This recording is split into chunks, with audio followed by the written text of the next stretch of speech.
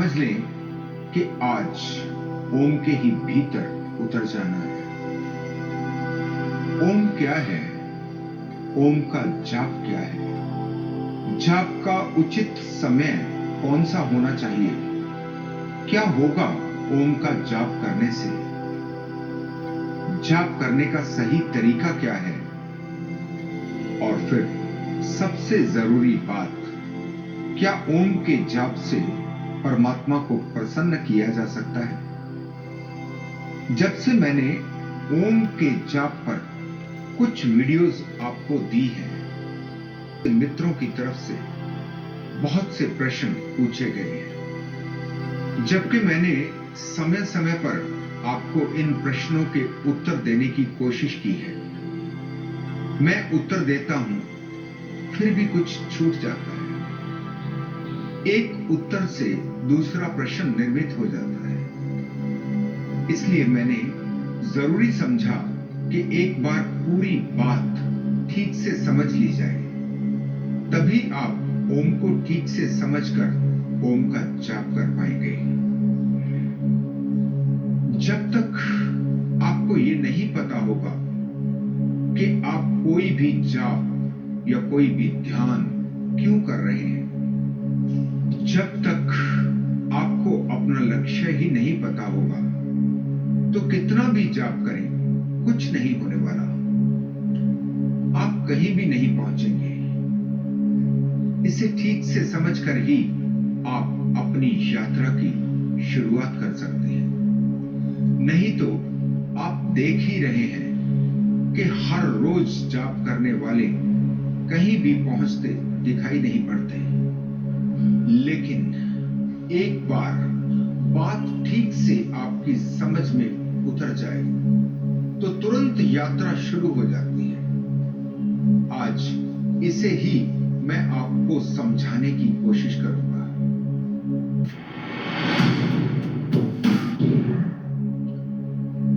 अनजान है रास्ता, मंजिल है दूर, अनजान राहों पर भटक जाने का डर। पता नहीं कौन सी मंजिल है, कहां जाना है, जहां जाना है वहां क्या मिलेगा, क्या होगा, कुछ भी तो पता नहीं लगता।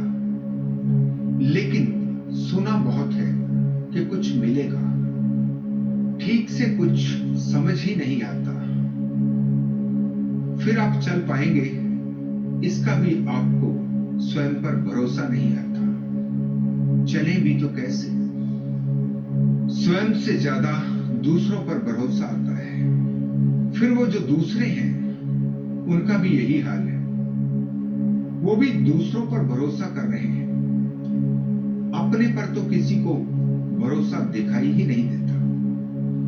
बस कोई बता दे, थोड़ा समझा दे तो ठीक से कर ले। फिर ये भी कैसे पता लगे कि जो कोई बता रहा है वो ठीक भी है या नहीं? ऐसा लगता है जैसे जाप करने वाले लोग गोल गोल चक्कर काट रहे हैं, कहीं पहुंचते ही नहीं, वापस घूम घूम कर वहीं आ जाते हैं जहां से चले थे, वहीं वापस। आपको जब ये दिखाई पड़ते हैं, और वो भी इतने सारे लोग, करीब करीब सभी लोग, जब ये सभी चक्कर काट रहे हैं, तो आप सोचते हैं कि ठीक ही काट रहे होंगे। जब इतने सारे लोग जहां भी जा रहे हैं तो ठीक ही जा रहे होंगे, मंजिल वही होगी। ना उन्हें मंजिल मिली है, ना आपको मिल सकती है। सबसे पहले तो इस बात को ठीक से मन में बिठा लें कि खोज आपको ही करनी है। कोई नहीं है बताने वाला, किसी का भी अनुकरण नहीं करना। यहां रास्ते सबके लिए अलग हैं। ना कोई आपके रास्ते पर चल पाएगा और ना आप किसी के रास्ते पर चल पाएंगे। तो सबसे पहले इससे ही बाहर आना है, स्वयं पर ही भरोसा करना है। दूसरों को देखकर चलेंगे तो आपका भटक जाना निश्चित है। अध्यात्म वही है जो आपकी आंखें खोलता हो, लेकिन जिसे आप अध्यात्म समझते हैं वो आपकी आंखें बंद करता है। वो तो कहता है कि आंख बंद करके विश्वास करो, भरोसा करो। अगर आपको सब कुछ स्पष्ट दिखाई पड़ता हो तो क्या आपको जरूरत होगी ये कहने की कि भरोसा करो? विश्वास की कोई जरूरत ही नहीं रही। अब तो सब कुछ साफ है, इसलिए मैं कभी नहीं कहता कि विश्वास करो। विश्वास तो आपको अंधा करता है। मैं कहता हूं जागो, जानो, देखो। ओम है क्या? कोई शब्द नहीं है ओम, जो समस्त शब्दों से बाहर है। ओम है बियॉन्ड द वर्ड्स, जहां सभी शब्द समाप्त हो जाते हैं। ओम है एक ध्वनि, एक ऐसी ध्वनि जो सभी ध्वनियों से भी बाहर है। ओम है अनाहत नाद का स्वर। अनाहत नाद जो उत्पन्न होता है बिना किसी को आहत किए, बिना किसी चीज के टकराने से। संसार की जितनी भी ध्वनियां हैं सब किसी टकराहट से पैदा होती है, किन्हीं दो चीजों के टकराने से ही पैदा होती है। केवल और केवल ओम ही ऐसी ध्वनि है जो अपने आप से ही पैदा हो रही है। अनाहत है, अनहद है, कोई सीमा नहीं, न कोई आदि है ना ही कोई अंत। न ये कभी शुरू होता है और ना इसका कभी अंत होगा। एक सर्कल, एक गोले की तरह, कोई सिरा नहीं ढूंढ सकते आप। जब ये नाद का स्वर सुना गया, जिन लोगों ने भी इसे सुना वो केवल आपको समझाने के लिए, किसी ने उसे कहा कि ओम जैसा है, किसी ने कहा ओंकार जैसा है, तो किसी ने कहा आमीन जैसा है। जैसे सुना गया, जैसे प्रतीत हुआ, वैसे ही कहा। ओम का संबंध किसी धर्म से नहीं है, हो भी नहीं सकता। जैसे सूर्य का संबंध किसी धर्म से नहीं है, सूर्य है सबके लिए। ऐसे ही ओम का नाद भी है सबके लिए। कोई भी सुन सकता है, कभी भी सुन सकता है। केवल नाम देने से ओम किसी धर्म का नहीं हो जाता। ओम है जो धर्मों से भी बाहर है। पहली बात तो इससे कोई फर्क नहीं पड़ता कि आप क्या नाम देते हैं। नाम तो बहुत छोटी चीज है। आपके नाम देने से कहीं कुछ बदलता है? गुलाब को आप कोई भी नाम दें, क्या फर्क पड़ता है? गुलाब को तो ये पता भी नहीं है कि आप उसे गुलाब के नाम से पुकारते हैं। सच तो ये है, यहां किसी भी चीज का कोई नाम है ही नहीं। बस हमने अपनी सुविधा के लिए ही नाम रखे हैं। लेकिन आप हमेशा से केवल शब्दों में उलझ जाते हैं।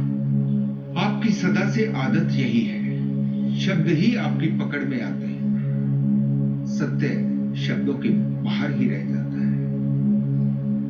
तो दूसरी बात समझनी होगी, शब्द को छोड़कर जब आप ध्वनि को पकड़ेंगे तभी आप सत्य को पकड़ पाएंगे। बहुत से लोग ओम को समझाने लगते हैं कि ओ का उच्चारण 3 गुना, फिर उसके बाद मां की एक लंबी गूंज पीछे। वो समझाने लगते हैं कि कैसे ओम को बोलना है। कुछ कहते हैं कि अ, उ और मां। ये ध्वनि को समझने का एक कमजोर सा तरीका है। ओम कोई शब्द नहीं, ओम ऐसा भी नहीं जिसे समझा जा सके। ओम है जो समझ के भी पार। ओम है एक अनुभव। गलती पर हैं वो लोग जिन्होंने एक विराट को एक शब्द में बदल दिया। शब्द का ही आप उच्चारण कर सकते हैं, जो शब्दों के बाहर है उसका उच्चारण करेंगे भी तो कैसे? जो मित्र आज नाद का स्वर सुन पा रहे हैं उनके लिए मेरी बात को समझना बहुत आसान है। वो बिल्कुल ठीक से समझ पा रहे हैं कि मैं क्या कह रहा हूं। शब्द में नहीं उलझना, ध्वनि में उतरना है। ओम को नहीं पकड़ना, ओंकार को नहीं पकड़ना, उस ध्वनि को पकड़ना है जो एक गुंजार है। शब्द को पकड़ेंगे तो कुछ भी हाथ नहीं आएगा। पकड़ना है उसे जो शब्द से बाहर है, वो तरंग जो आपको अंदर से तरंगित कर देती है। फिर एक और गलती जो हो रही है वो है ओम की आकृति। दो तरीके से आमतौर पर लिखा जाता है, ऊ के ऊपर चांद बिंदु लगाकर, या फिर ओ, फिर 3 का अंक और फिर मैं। इस आकृति को बनाने का भी मात्र इतना ही कारण है कि आप इसे देखकर उस ध्वनि की, उस आवाज की, उस नाद की आपको याद आ जाए, गूंज जाए वो आपके कानों में, आपको याद आ जाए कि इसी नाद में डूब जाना है, इसी आवाज में उतर जाना है। ओम की आकृति की धूप बत्ती करने लगेंगे तो कुछ भी नहीं होने वाला। कितने लोग करते रहे हैं, कितने ही लोग कर रहे हैं, लेकिन कहीं पहुंचते दिखाई नहीं देते। जैसे ध्यान एक रास्ता है, मन को निर्विचार करके मन को जान लेना, मन से अमन की स्थिति में प्रवेश करके स्वयं को जान लेना। ठीक ऐसे ही जाप से शुरू करके भीतर के नाद में प्रवेश, अपने ही भीतर स्वयं की खोज। ध्वनि का संबंध आपके कान से है, आपकी आंख से नहीं। आंख देख सकती है, सुन नहीं सकती। कान सुन सकते हैं, देख नहीं सकते। अगर ओम की आकृति को देख रहे हैं तो या तो स्वर की ही आनी चाहिए। ओम को ना तो लिखा जा सकता है, ना ही बोला जा सकता है। ये तो केवल आपको याद दिलाने के लिए है। जाप क्या है? जब तक नाद का स्वर अपने भीतर ही नहीं गूंजने लगता, तब तक इस स्वर के ज्यादा से ज्यादा नजदीक जाकर अपने मुंह से एक गुंजार करके असली नाद के स्वर को पहचानने की कोशिश करें, ताकि कभी सुनाई पड़ने लगे तो आप तुरंत पकड़ जाएं, पहचान जाएं।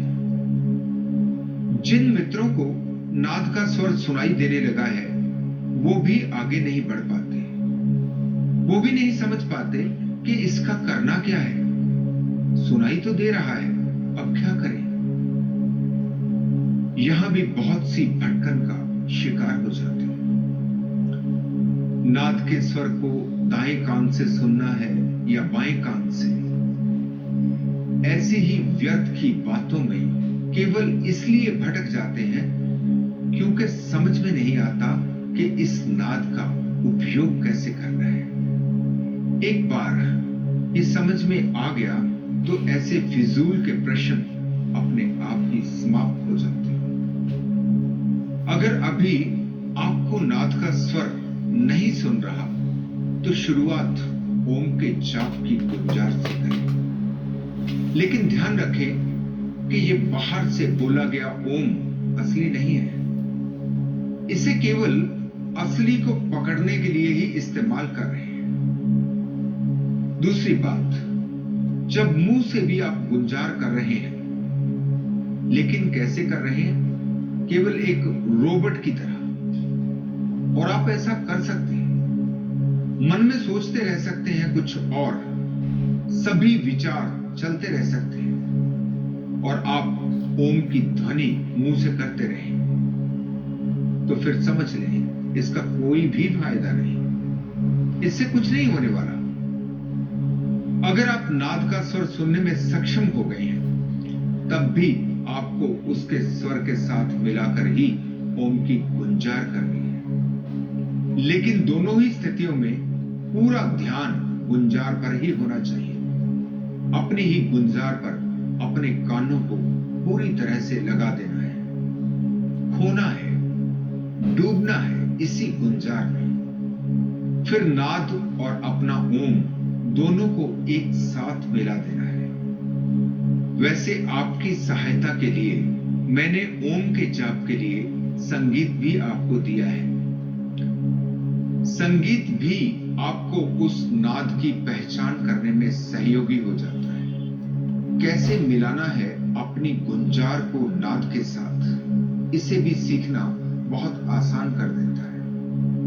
अभी सभी मित्रों के लिए मैं कुछ विशेष करने जा रहा हूं। अभी तक आपको जो संगीत मैंने दिया वो जरूरी नहीं आपके स्वर से मिलता। इसके लिए बहुत जल्दी मैं आपको आपकी आवाज के स्वर से मिलाकर विशेष तौर पर आपके लिए संगीत निर्मित करके दूंगा। आप अपना स्वर मुझे भेजेंगे और मैं उसके अनुसार आपको आपका संगीत तैयार करके दूंगा, ताकि आप ज्यादा से ज्यादा सहजता से ओम का जाप कर सकें। अभी बहुत जल्दी वर्ड लिंकर्स क्लब तैयार हो रहा है। जैसा कि मैंने अपनी पिछली वीडियो में आपको बताया कि एक एंड्रॉयड ऐप आपके मोबाइल के लिए खास तौर पर तैयार हो रही है, जहां पर हमारी कोशिश है आपको जाप के लिए संगीत, ध्यान के लिए संगीत, बहुत से ब्लॉग और फिर जिस बात से सभी मित्र आज बहुत परेशान होते हैं वो है वीडियो में आने वाले विज्ञापन, जिसके लिए हर रोज ही आपके कमेंट्स और ईमेल मुझे मिलते हैं।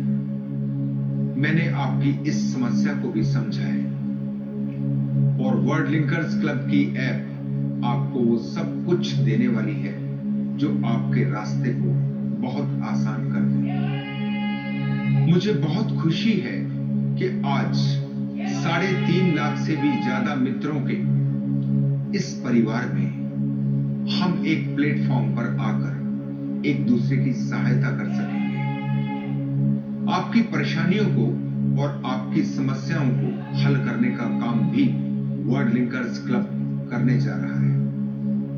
मेरी सभी वीडियोस आपको बहुत जल्दी विज्ञापनों के बिना ही मिलेंगी। इसके अलावा और भी चैनल्स की जो बेहतरीन वीडियोस हैं, जो आपके रास्ते को आसान करने वाली हैं, उनको भी वर्ड लिंकर्स क्लब में शामिल किया गया है। आपके लिए एक ग्रुप चैट का ऑप्शन रखा है, जिससे आप अपने अनुभव सभी से शेयर कर सकें। और इसी के साथ साथ एक पर्सनल क्वेश्चन बॉक्स, जिसमें आप अपना कोई भी निजी प्रश्न पूछ सकेंगे। मुझे बहुत खुशी है आज वर्ड लिंकर्स के साथ बहुत से ऐसे मित्र भी जुड़े हैं जो अध्यात्म के रास्ते पर बहुत अच्छे से चल रहे हैं। ये सभी लोग आपकी सहायता के लिए तत्पर हैं। मैं उम्मीद कर सकता हूं कि जब इतने सारे लोगों का सहयोग मिलने वाला हो तो आपको किसी भी प्रकार की परेशानी से बाहर आना बहुत आसान हो जाएगा।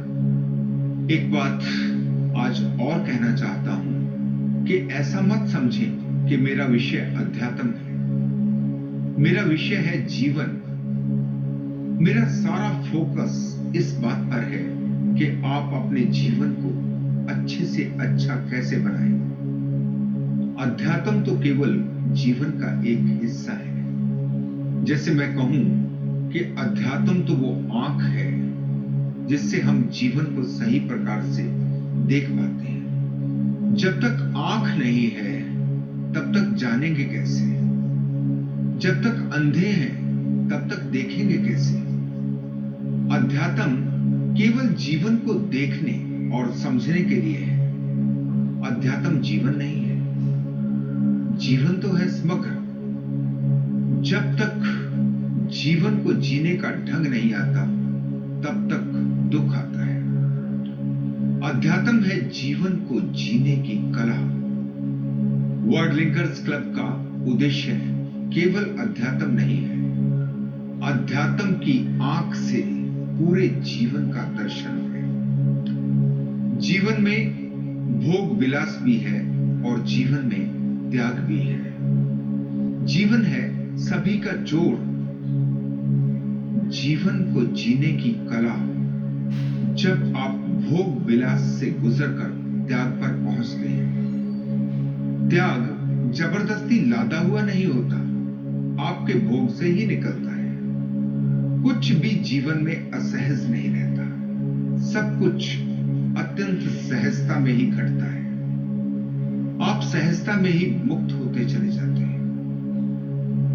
सब कुछ भोग कर, सब कुछ जानकर मुक्त हो जाना, यही है मंजिल।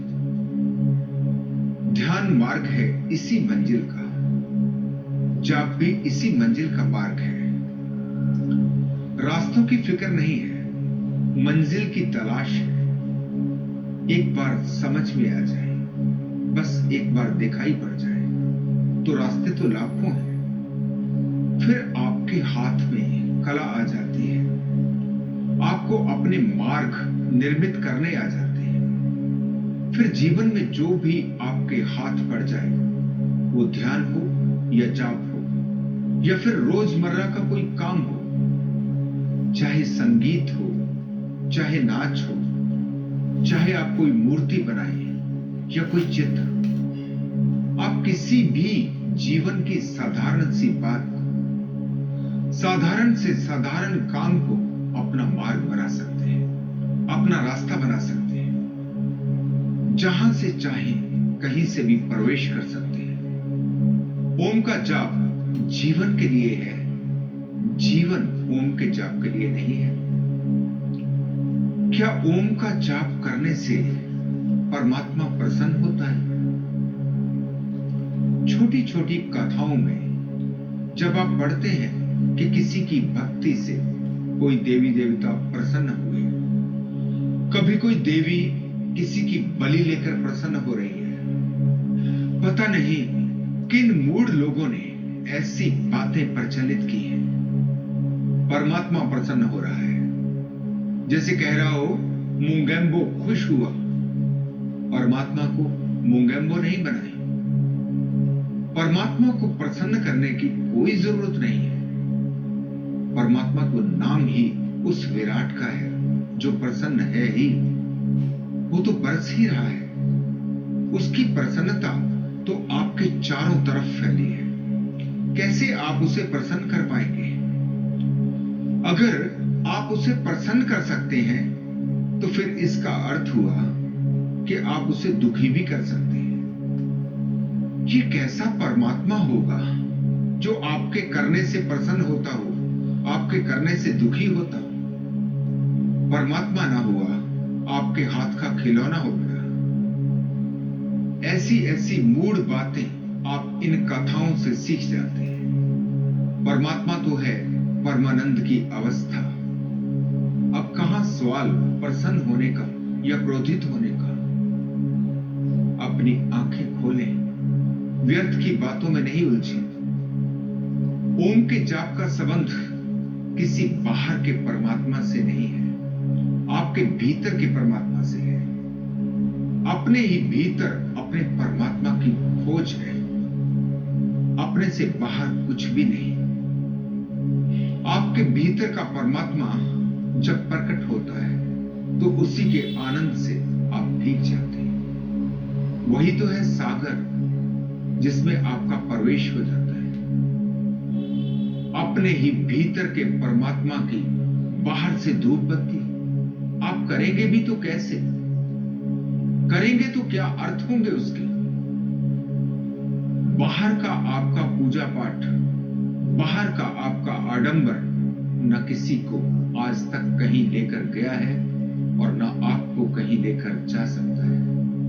मैं नहीं कहता कि आप जो भी पूजा पाठ करते हैं, जो भी कर्म कांड करते हैं, उसे बंद कर दें। लेकिन इतना जरूर कहना चाहूंगा कि जो भी करें होश में रहकर करें। रोबोट नहीं बन जाए, किसी मशीन जैसा व्यवहार नहीं करें।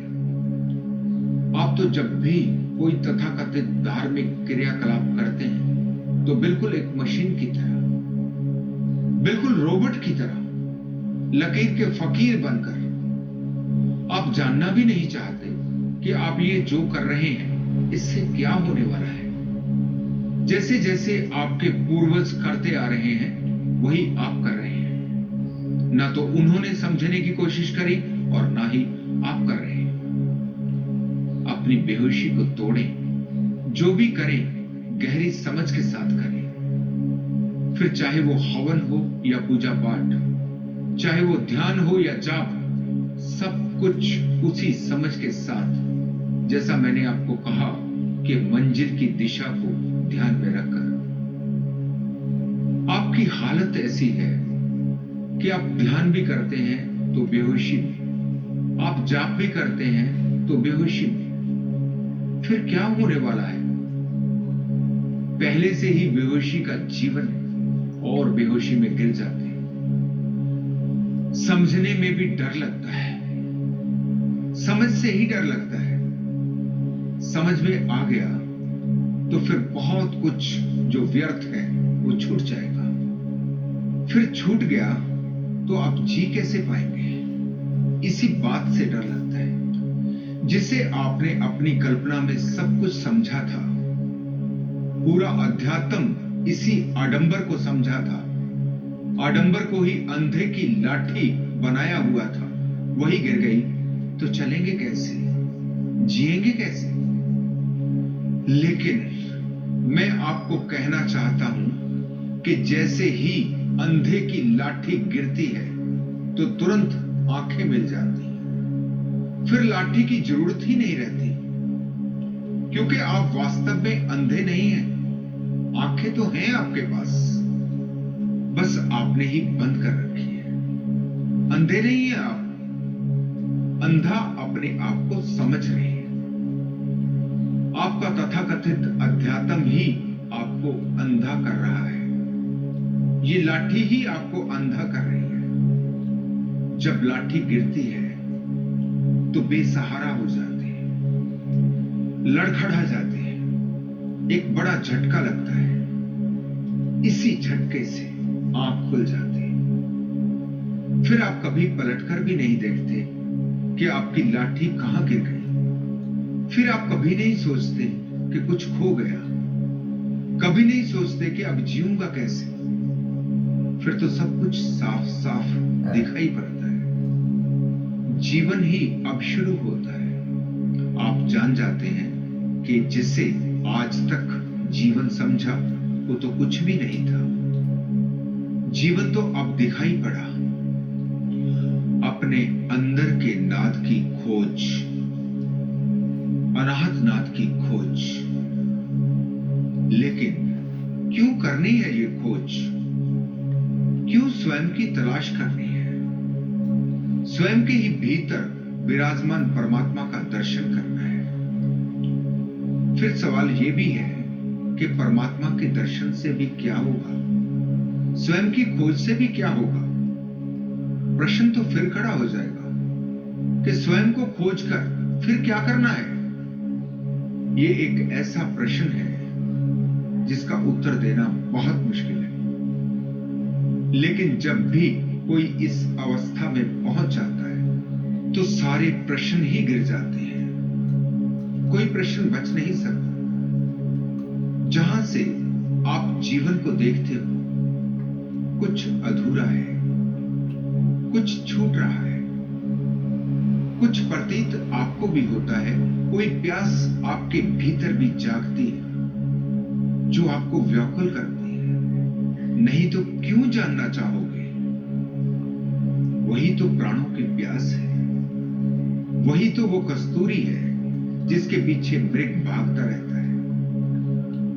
वही तो वो परमानंद की अवस्था है जिसकी प्यास से आप परेशान रहते हैं। जब तक वो परमानंद का जल आपको मिल नहीं जाता, जब तक उस सागर के दर्शन नहीं हो जाते, तब तक सारी भटकन चलती रहती है। जैसे ही मिलने लगते हैं रास्ते, जैसे ही शुरू होती है यात्रा, आपके जीवन का रूपांतरण हो जाता है। आपका जानना शुरू हो जाता है कि आप इस विराट का ही एक अंग हैं, बल्कि जान जाना कि आप ही विराट हैं। परमात्मा आपसे अलग नहीं, आप ही परमात्मा हैं। आप में ही सब कुछ समाया है, सब कुछ, पूरा आकाश, पूरा ब्रह्मांड आपके ही अंदर है। आपके सिवा कुछ भी नहीं। जब आप जान जाते हैं कि अब आपकी कोई मांग नहीं है, अब पूरी सृष्टि के संगीत से आपका स्वर मिल गया है, अब आप सृष्टि से अलग नहीं है। यही तो कारण था आपकी अशांति का, आपके दुख का, आपकी उदासी का, आपका प्रकृति से टूट जाना। यही नाद का स्वर जो आपके भीतर गूंज रहा है, आपको पूरी सृष्टि से जोड़ देता है। अब आपकी कोई मांग नहीं है, अब आपकी कोई चाह नहीं है, अब आपकी कोई मर्जी नहीं है। ये जो भी हो रहा है, जो पूरे विराट में ये रास चल रहा है, आप इसी के साथ एकाकार हैं। अब आप इसके संगीत में झूम रहे हैं। अब ये चांद, ये सितारे, ये आकाश, ये हवाएं, जो भी सृष्टि में मौजूद है, अब ये सब आपका है। इस पृथ्वी के पशु पक्षी, पेड़ पौधे, पहाड़, नदियां, झरने, ये तो बहुत छोटी बात है। मैं पूरे ब्रह्मांड की बात करता हूं। अब सब कुछ आपका है। ये कहना भी उचित नहीं होगा कि सब कुछ आपका है, बल्कि सब कुछ अब आप ही हैं। कुछ भी आपसे अलग नहीं। ये सूरज भी आप हैं, ये चंद्रमा भी, और ये आकाश भी आप हैं। तो अब आप अलग से क्या चाहेंगे? क्या बच सकती है कोई चाहत? यही तो है समग्र स्वीकार की अवस्था। शब्दों के कारण थोड़ी गलती हो जाती है। जब मैं कहता हूं समग्र स्वीकार, तो ऐसा लगता है जैसे ये कोई मजबूरी में करना पड़ रहा है। नहीं, ऐसा बिल्कुल भी नहीं है, क्योंकि अब इससे बाहर कुछ भी नहीं है। अब दूसरी कोई अवस्था ही नहीं है। इसी अवस्था को आप मोक्ष भी कह सकते हैं। जैसा कहा जाता है कि जन्म मरण के चक्कर से छुटकारा, लेकिन कैसा छुटकारा, कैसी मुक्ति? अब तो आप कुछ भी नहीं चाहते। अब तो किसी मुक्ति की भी चाहत नहीं, चाहत ही नहीं है। ये शब्द ही समाप्त हो जाए। आप मुक्त हो चुके हैं, चाहत की कोई बात ही ना रही। अपनी पिछली वीडियो में मैंने आपसे समग्र स्वीकार की बात की। आज मैंने आपसे जाप की बात की। दोनों ही रास्ते हैं, एक अंदर से बाहर की तरफ और दूसरा बाहर से अंदर की तरफ। रास्ते दो नहीं हैं, दोनों छोर हैं एक ही रास्ते के। चाहे स्वीकार से शुरू करके आप अपने भीतर उतर जाएं, चाहे जाप से शुरू करके समग्र स्वीकार में प्रवेश कर जाएं, बात एक ही है। अब अगली बात है कि ओम के जाप के लिए सही समय कौन सा है? क्या ब्रह्म मुहूर्त में ही ओम का जाप करना चाहिए? यहां मेरी नजर थोड़ी अलग है। कौन सा समय? समय है ही कहां? जहां से मैं देखता हूं, समय केवल हमारी कल्पना है। समय है ही नहीं। समय हमने अपनी पृथ्वी के लिए बनाया है। जरा आप पृथ्वी की कक्षा से बाहर चले जाएं, आप अंतरिक्ष में चले जाएं, तो क्या समय बचेगा? क्या समय के कोई अर्थ होंगे? समय तो है कब सूर्य उगा, कब सूर्य डूबा, कब दिन हुआ, कब रात हुई। लेकिन अगर आप पूरे विराट को देख पाए, तो यहां न कोई दिन है न कोई रात है, ये तो हमेशा एक जैसा है। न कभी सूर्य उदय होता है न कभी अस्त होता है, जो जैसा है बस है। विराट से मिलन करना है तो विराट को ही देखना पड़ेगा। तो समय का मेरे लिए कोई मूल्य नहीं। मेरे लिए सबसे मूल्यवान है आपकी भाव दशा। आपके अंदर जब भाव सबसे गहरा हो जाए। मेरे लिए मूल्यवान है आपके स्वीकार का भाव। मेरे लिए मूल्य है आपकी सहजता का। जब आप इतने सहज हो सके कि कोई जरा सा भी संघर्ष नहीं, आपकी कोई कोशिश नहीं, आपकी स्थिति हो जैसे किसी नाव को लहरों के हवाले छोड़ दो। अब किसी चप्पू को चलाने की जरूरत नहीं, जैसे खोल दें पाल किसी नाव के। अब हवाएं जहां ले जा रही हैं ले जाए। इतने गहरे स्वीकार का भाव। समय की चिंता न लें। बस जब भी आप ज्यादा से ज्यादा सहज हो, जब भी मन में भाव गहरे, कुछ नहीं सोचे, प्रवेश कर जाए। अब अंत में उन मित्रों के लिए जो किसी भी तरह से प्रवेश नहीं कर पा रहे। क्यों नहीं कर पा रहे? क्योंकि कहीं ना कहीं किसी दुख में गिरे हैं। दुख के विचार पीछा ही नहीं छोड़ पा रहे।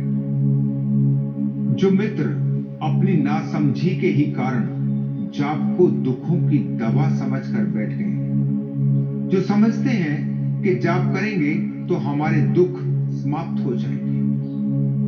यहां सबसे पहले अपने दुख को समझना पड़ेगा, ध्यान से देखना पड़ेगा कि दुख कहां से आ रहा है। यहां सीधे सीधे तो जाप कुछ भी नहीं कर पाएगा। फिर उनके लिए क्या रास्ता होगा? वो कैसे अपने दुखों से मुक्त हो सकते हैं? इसकी बात मैं अपनी अगली वीडियो में करूंगा। लेकिन एक बात निश्चित ही ठीक से समझ लें कि जाप में उतरने के लिए या फिर ध्यान में प्रवेश के लिए पहले एक खास अवस्था में आपको अपने को लाना पड़ेगा। जैसे अगर आपको दिल्ली से लखनऊ का रास्ता पता हो तो आपको यह भी पता होना चाहिए कि आप कहां मौजूद हैं। आपको यह भी पता होना चाहिए कि आप दिल्ली से कितनी दूर हैं और आपको पहले दिल्ली तक पहुंचना कैसे है, क्योंकि लखनऊ का रास्ता दिल्ली से ही शुरू हो रहा है। स्टेप बाय स्टेप, एक एक कदम करके सब कुछ किया जा सकता है। अपनी अगली वीडियो में हम जाप के योग्य कैसे बने, उसके लिए कौन कौन सी बातें हमारे लिए सहयोगी होंगी। सबसे बड़ी जरूरत है आपका सहज होना। आप कैसे आसानी से सहज हो सकते हैं। कुछ मन के भाव हैं, कुछ गहरी समझ, कुछ आपके जीवन की घटनाएं ही आपके लिए सबक बन रही हैं। उन्हें कैसे देखें और कैसे समझें। समग्र स्वीकार का भाव आप में कैसे पैदा हो, यही हमारी अगली वीडियो का विषय रहेगा। आप जाग जाएं और जान जाएं कि आप अंधे नहीं हैं। आप अपनी आंखों को खोलने का साहस करें। आपकी अंधे की लाठी गिर जाए और जीवन में प्रकाश आ जाए। आप साहस करें कि कुछ भी हो जाए, चाहे प्राण भी चले जाए, आपकी प्यास इतनी गहरी हो जाए कि आप सब कुछ जानने को आतुर हो जाए। जीवन की छोटी छोटी मुश्किलें कभी आपके रास्ते की अड़चन न बने और अपने भीतर के परमात्मा से आप एकाकार हो जाए। आप परमात्मा ही हो जाए। इसी मंगल कामना के साथ आज मैं आपसे विदा लेता हूं। धन्यवाद।